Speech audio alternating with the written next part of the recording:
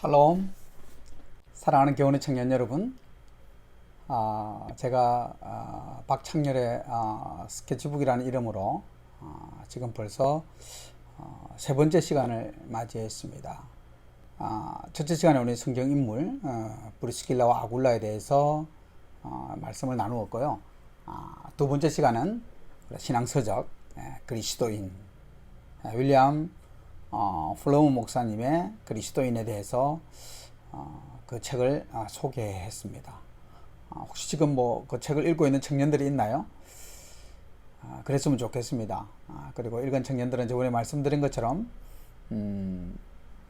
독후감을 올려주시면 제가 다음에 소개하는 책을 선물로 드리도록 그렇게 하겠습니다. 오늘은 이제 세 번째 시간인데요. 우리 청년들이 이제 저에게 많이 질문했던 거, 그거 오늘 한 가지 주제를 가지고 이야기를 잠깐 나누도록 하겠습니다.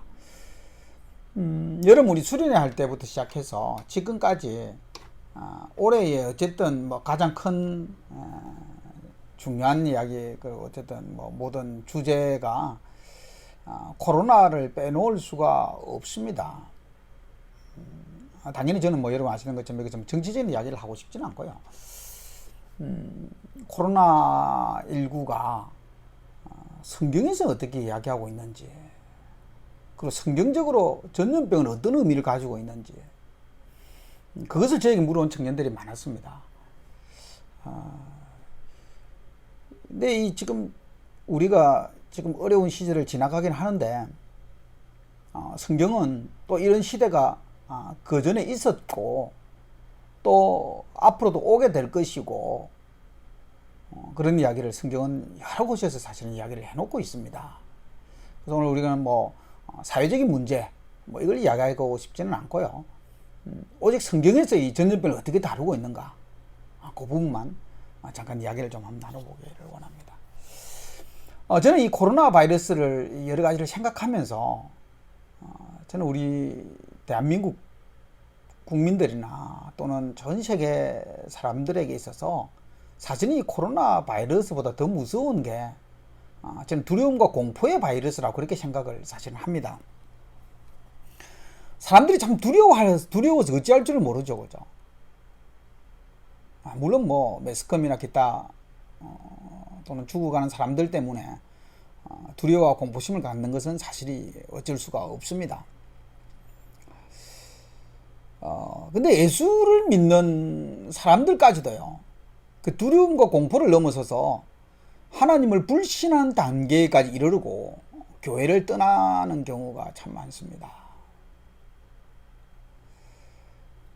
마치 교회를 떠나야 살 것처럼, 교회를 떠나야 우리가 살 수 있는 기회가 있는 것처럼 사회 분위기가 조성되어 가고 있습니다. 교회가 사라져야 마치 이 전염병이 없어지는 것처럼 이야기하는 사람들이 참 많습니다. 저는 물론 그들의 무지를 또는 편협된 생각을 전혀 탓하고 싶지는 않습니다. 왜냐하면 이 이야기를 믿지 않는, 성경의 말씀을 믿지 아니하는 사람들 뿐만 아니라 어제까지도 믿음 좋아 보이던 성도들도 교회를 떠나가고 있습니다. 또 주일 예배를 드리지 못하거나 또 드리지 않는 교회가 참으로 많은 것은 우리 청년들도 잘 알고 있을 겁니다. 그러나 하나님께서는요, 우리를 분명히 지켜주신다라고 이야기하고 있습니다. 그 믿음이 좋다라는 것은 무엇입니까, 여러분? 말씀 따라 사는 거거든요. 말씀의 확신을 가지고 살아가는 겁니다. 제가 지난주 주일 설교의 말씀처럼 우리는 사망의 음침한 골짜기를 다닐지라도 두렵지 않습니다. 그것은 우리의 헛된 용기나 근거 없는 자신감이 아닙니다. 우리에게는 하나님이 계시기 때문에 그렇습니다. 우리가 어둠의 골짜기를 지나갈 때 지팡이와 막대기를 우리를 인도하신 하나님이 계시기 때문에 그렇습니다. 제발 우리 청년들은 믿지 않는 사람들과 똑같이 이 상황을 그런 눈으로 바라보지 마시기 바랍니다. 시편 91편 3절에 보면 정확하게 기록이 되어 있습니다. 제가 한번 읽어보겠습니다. 이는 그가 너를 새 사냥꾼의 올무에서와 심한 전염병에서 건지실 것이미로다. 그죠? 오늘 건져주신대요. 분명하게 우리는 이 시기를 지혜롭게 대처해야 되는 건 맞습니다. 타인을 위하여, 나를 위하여 조심하셔야 됩니다. 그러나 성경의 말씀처럼 우리가 지나치게 두려워해서는 안 됩니다. 그럼 성경은 전염병을 어떻게 이야기하고 있을까요? 첫째, 무엇보다 성경은요, 징계라고 이야기하고 있습니다. 징계라고 이야기하고 있습니다. 성경에서 이 전염병 이야기를 할 때 가장 많이 거론되고 있는 이 말이 징계입니다. 징계. 물론 여러 가지 부분이 조금 차이가 있긴 하지만 제가 개역 개정 성경에 전염병으로 거론된 말이 총 45번 거론되어 있습니다. 45번. 대표적인 것을 보면 역대하 7장 13, 14절에 보면 하나님께서 솔로몬이 성전을 짓고 기도하였을 때 나타나서 하신 말씀이 있습니다. 제가 한번 읽어보겠습니다. 혹 내가 하늘을 닫고 비를 내리지 않거나 혹 메뚜기들에게 토산을 먹게 하거나 혹 전염병이 내 백성 가운데서 유행하게 할 때에 이렇게 되어 있습니다. 내 얼굴을 찾으면 내가 하늘에서 듣고 그들의 죄를 사하고 그들을 땅에서 고칠지라. 만약 하나님께서 우리에게 그렇게 말씀하시는 거죠.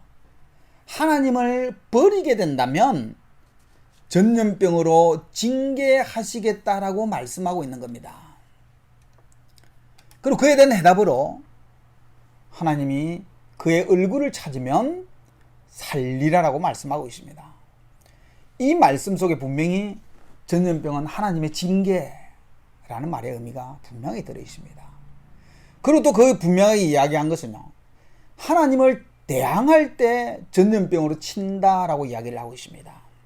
이거는 개인적으로, 국가적으로 참 두려운 말씀입니다. 레위기 26장에도 보면요, 내게 돌아오지 않고 내게 대항하면 내가 너희들이 나에게 대항하는 그 죄로 인하여 내가 전염병을 보내겠다, 이렇게 이야기를 하고 있습니다. 신명기 28장 15절에도 하나님 말씀을 순종하지 않으면, 또 명령과 규례를 지키지 않으면 이렇게 되어 있습니다. 그리고 여호와께서 몸에 전염병이 들게 하사 이렇게 되어 있습니다. 이 분명히 하나님은 우리에게 하나님을 대항하면 전염병으로 치신다라고 이야기를 하고 있습니다. 다윗의 경우에 이 전염병으로 어려움을 겪었던 적이 있습니다. 그건 사무엘하 24장에 기록되어 있습니다.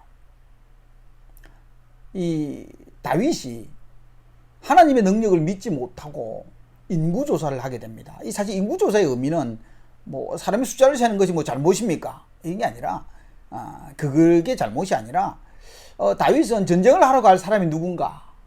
왜냐하면 분명히 하나님께서 그렇게 말씀하시거든요.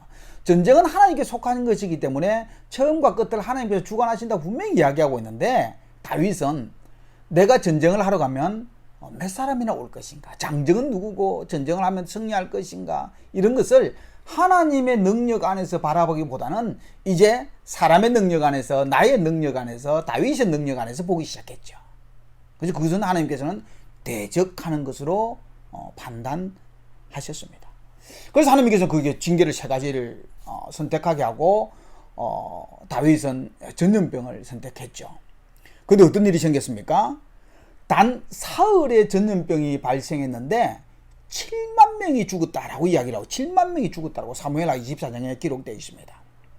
참, 리더 한 사람의 잘못된 판단 때문에 그 백성이 얼마나 큰 어려움을 겪었는지 이게 명확하게 나와 있습니다. 성경은 분명히 하나님의 징계다 라고 명확하게 신명기, 레위기, 또 다윗의 모습을 통해서 드러내고 있습니다. 두 번째 전염병은 어떤 거냐? 전염병은 말세의 때가 이르면 전염병이 생긴다라고 분명히 성경은 이야기하고 있습니다. 누가복음 21장 10절에 12절에 보면요, 제자들도 말세가 온다는 건 알고 있는데 말세가 되면 어떤 일이 일어날 것인가에 대한 여러 가지 생각이 있었습니다. 또 궁금도 했을 것 같아요. 저도 마찬가지입니다. 진짜 마지막 때가 되면 어떤 일이 일어날까라고 궁금합니다. 근데 우리는 그 궁금증을 성경에서 명확하게 풀 수가 있죠. 그 제자들의 그 궁금증에 대해서 그리스도가 21장 10절부터 누가복음 21장 10절부터 12절에 아주 정확하게 기록을 해놨어요. 제가 한번 읽어보겠습니다. 또 이르시되 민족이 민족을, 나라가 나라를 대적하여 일어나겠고 곳곳에 지진과 기근과 전염병이 있겠고 또 무서운 일과 하늘로부터 큰 징조들이 있으리라. 그리고 이 모든 일 전에 내 이름으로 말미암아 너희에게 손을 대어 박해하며 회당과 옥에 넘겨주며 임금들과 집권자들 앞에 끌려가려니와. 여러분, 제가 이걸 다시 한번 막 읽으면서 정말 소름 끼쳤습니다. 왜냐하면 10절에 보면 민족과 민족이, 그죠, 나라와 나라의 전쟁을 굉장히 많이 한다고 합니다. 특별히 물론 이때까지 인류의 역사가 전쟁의 역사라고 이야기하는 분들도 꽤 많지만, 그러나 19세기, 20세기만큼 전쟁이 많이 일어났던 때는 없습니다. 모든 역사학자들이 그렇게 이야기합니다. 그 다음에 이제 그 전쟁과 지진, 기근, 그 플러스 전염병이라고 분명히 이야기를 하고 있습니다. 무슨 일들이 하늘로부터 징조가 있고, 그 다음에 12절에 보니까 우리가 옥에 갇힙니다. 회당과 옥에 갇히고요, 임금들, 좀 이 땅을 다스리는 자들과 집권자들 앞에 우리가 앞에 끌려가서 수모를 당한다. 믿는 자들이 그렇게 이야기하고, 참 두려운 것 같습니다. 제가 자세히 더 설명을 안 드려도 여러분, 이 일이 지금 이 시대에 일어나고 있거든요. 여러분들 누가복음 21장 10절부터 12절을 읽어보면요, 전염병은 마지막 때에 하나님께서 우리를 위해서 남겨놓은 거다라는 느낌이 들 때가 참 많습니다. 그러면 이 환란에서 벗어날 방법이 뭔가요? 성경도 의외로 간단하게 우리에게 이야기를 하고 있습니다. 아까도 읽었던 것처럼 회개하라라고 분명히 이야기를 하고 있습니다. 아까 처음에 제가 읽었던 그 역대하의, 그죠? 역대하의 말씀처럼 지금 여기 역대하 7장 13, 14 여기 보면요, 내 이름으로 일컫는 내 백성이, 하나님 믿는 그리스도인들이 악한 길에서 떠나 스스로 낮추고 기도하고 하나님의 얼굴을 찾으면 하나님께서 그 징계를 거두고 그 땅을 다시 고친다라고 이야기를 하고 있습니다. 사무엘 24장에도 다윗이 잠시 교만해져서 자기의 권세와 영광을 과시하려고 전쟁에 나갈 군사를 조사하다가 하나님 전염병으로부터 그가 어려움을 겪을 때도 있습니다. 그랬을 때 그 다윗이 어떻게 합니까? 다윗은 자기의 잘못을 깨닫고 눈물로 회개했습니다. 물론 사랑하는 청년 여러분, 백신도 좋고 치료제도 좋습니다. 그러니까 적어도 여러분이 그리스도인이라면 지금 이 순간에 우리 무릎 꿇고 회개해야 됩니다. 그것은 대한민국 교회를 바라보면서 회개할 것, 또 뭐 전 세계를 바라보면서 회개할 것 아닙니다. 먼저 저와 여러분들이 자신을 회개해야 됩니다.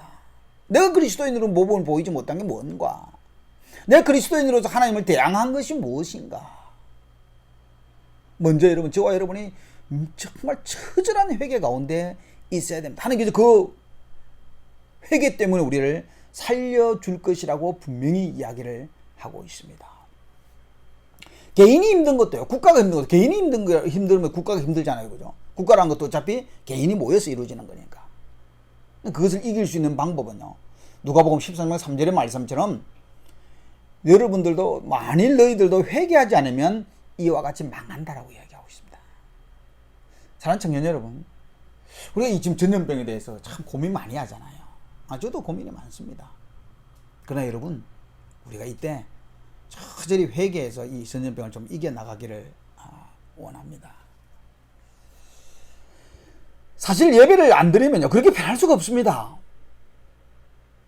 그러나 2주, 3주 안 가면 점차 습관이 되어버리고요, 교회 나오기 싫어지고 한두 달이 지나면 어떻습니까? 세상 사람이 다 되어버립니다. 사실 코로나는요, 뭐 우리의 뭐 건강 뭐 이런 문제가 사실은 아닙니다. 우리의 믿음을 흔드는 문제입니다. 믿음을 흔드는 문제. 믿음을 흔드는 시험입니다. 어떤 분들은요, 이 코로나 때문에 한국 교회의 실질적인 어려움이 24년, 25년, 그러니까 2024, 25년이 되면 극도의 어려움을 겪을 거라고 이야기합니다. 지금 눈에 보이지가 않거든요. 우리가 아주 몇 년 전에 여러 가지 그 선교에 대한 큰 어려움이 하나 있잖아요. 그 이후로부터 한국 교회가 선교로부터 얼마나 발을 뺐는지 모릅니다. 아마 이 코로나 지나가게 되면 전도나 선교, 특별히 한국 국내 선교, 국내 전도가 어마어마한 어려움을 겪게 될 것입니다. 그래서 그 결과 어떻게 됩니까? 4년, 5년 뒤에는 정말 교회가 점차 비워져 가고 참 교회가 큰 어려움을 겪게 될 겁니다. 이걸 방지하는 것은요, 우리가 회개하는 것밖에 방법이 없습니다. 많은 역사학자들이 그렇게 이야기를 합니다. 우리는 역사에서 배워야 된다. 그렇게 이야기를 하고 있습니다. 우리가 이 코로나 이 사건에 있어서요, 저는 우리는 뭐 역사에서 배우는 것이 아니라 성경에서 배웠으면 좋겠습니다. 분명히 성경은 그 상황과 그 명확한 해법을 우리에게 가르쳐 주고 있습니다. 사랑하는 청년 여러분, 모든 일에 원인은 뭐 우리의 징계가 있을 수 있고 말세가 있을 수도 있고 여러 가지가 있을 수 있지만 정답은 기도, 회개의 기도 단 한 가지입니다. 더욱 기도하고 회개하고 내가 그리스도인을 더욱더 낮추고, 그렇게 되면 하나님께서 이 2020년도에 우리에게 허락하신 이 코로나가 진짜 전염병이 성경적으로 우리의 징계와 하나님을 대항하는 것과 그리고 또 말세 때에 이 전염병을 보여준다고 했으니까 여러분들이 이 시대를 명확하게 흐름을 읽고요, 그렇게 가시면 되겠습니다. 그래야 우리 청년들이 어려움을 겪지 않습니다. 감사합니다. 그리고 제가 우리 청년 여러분들에게 당부 말씀을 제가 몇 가지만 좀 드리고 싶습니다. 비대면 예배를 유지는 하지만, 비대면 예배라는 것을 유지는 하겠지만 다음 주부터는 27일이죠. 27일부터는 비대면 라이브 예배로 진행을 하게 될 것입니다. 지난주 이제 비대면 그 세일벨 예배가 아주 많은 인원이 줄어들었습니다. 너무나 많이 감소했습니다. 처음에 비대면 예배로 이렇게 완전히 전환을 될 때 참 어떤 긍정적인 청년들은 목사님 이렇게 되면 예배를 참여하지 못하는 청년들도 참여하게 될 것이고 심지어는 지방에 있는 청년들도 참여하게 될 것입니다 라고 이렇게 긍정적이게 봤습니다. 그러나 저는 청년들의 믿음을 믿지 못하는 것이 아니라 또한 마음 한켠에는 우리 청년들의 믿음의 연약함에 대해서 걱정이 분명히 있었습니다. 참 기도 많이 했습니다. 실제적으로 이 진행을 시켜보니까 참 어려움이 나타났습니다. 그리고 한 가지 내린 결론이 있습니다. 비대면 예배든 대면 예배든 이게 문제가 아니라 개인의 믿음의 문제였습니다. 개인의 믿음의 문제는 이것은 혼자 일어서고 혼자 가기가 상당히 생각보다 어렵습니다. 그래서 우리가 조금 더 나은 방법을 택한 것이 라이브 예배입니다. 우리가 이제까지는 제가 금요일날 촬영을 해서 그것을 올리고 또 줌으로 예배를 하고 이렇게 진행을 했습니다. 근데 사실은요, 이렇게 하니까 온전한 예배를 드리기가 쉽지가 않습니다. 아마 누구나 인정할 겁니다. 인정할 겁니다. 셀장들 역시 셀원들을 그렇게 참석하기 어려웠을 겁니다. 그 시간은 참 애매한 시간입니다. 그죠? 집에 있거나 하면. 이제 코로나 확진자도 많이 줄어들고요. 또 교회도 일부나마 비대면에서 대면 예배로 이렇게 전환이 되어가고 있습니다. 그런데 이제 우리 청년부도 이 상태에서 그대로 두면 청년부 자체가 큰 어려움을 겪을 것 같아서 이렇게 이제 변화를 모색을 하게 되었습니다. 그리고 또 이제 우리가 대면 예배를 또 준비를 좀 해야 됩니다, 사실은. 예. 그래서 27일 청년부부터 3주간 라이브 예배를 진행하게 될 겁니다. 라이브를 진행하되 예배의 방식을 그대로 진행을 하게 될 겁니다. 3시 50분부터 두드림 기도회를 시작했어요. 그 다음에 찬양을 김다솔 형제가 또 적은인이 되겠지만 찬양을 그렇게 준비를 하게 될 것입니다. 그리고 제가 설교를 하고요. 그 다음에 양건주 간사가 하는 것처럼 이제 설교에 대해서 파업 기도를 잠깐 하게 될 겁니다. 그리고 어떻게 특송을 하면서 우리가 준비한 헌금을 하게 될 것입니다. 여러분 헌금에도 여러분 신경을 많이 써 주셔야 됩니다. 지금 사실은 뭐 아는 청년들도 많겠지만 어려움을 겪고 있습니다. 그렇지만 뭐 괜찮긴 하지만 그러나 여러분의 헌신이 분명히 요구되는 건 사실인 것입니다. 그리고 이제 축도하고 김다솔 형제가 광고하고 그 다음에 줌을 통해서 각 셀에 나눔으로 그렇게 넘어가도록 하겠습니다. 근데 이런 준비 과정 가운데서는요, 셀장과 리더들의 역할이 굉장히 중요합니다. 굉장히 중요합니다. 우리가 비록 온전한 예배를 드리지 못한다 하더라도 우리 최선의 예배를 드려야 되고요. 지금 우리가 여러분들이 이제 셀장과 리더들이 역할을 잘 감당함으로 말미암아 여러분들을 2020년도에 세운 하나님의 뜻을 우리가 좀 발견하는 시간이 될 겁니다. 각자 사업과 또는 여러 가지 직장과 또 학업 때문에 어렵고 힘든 건 압니다.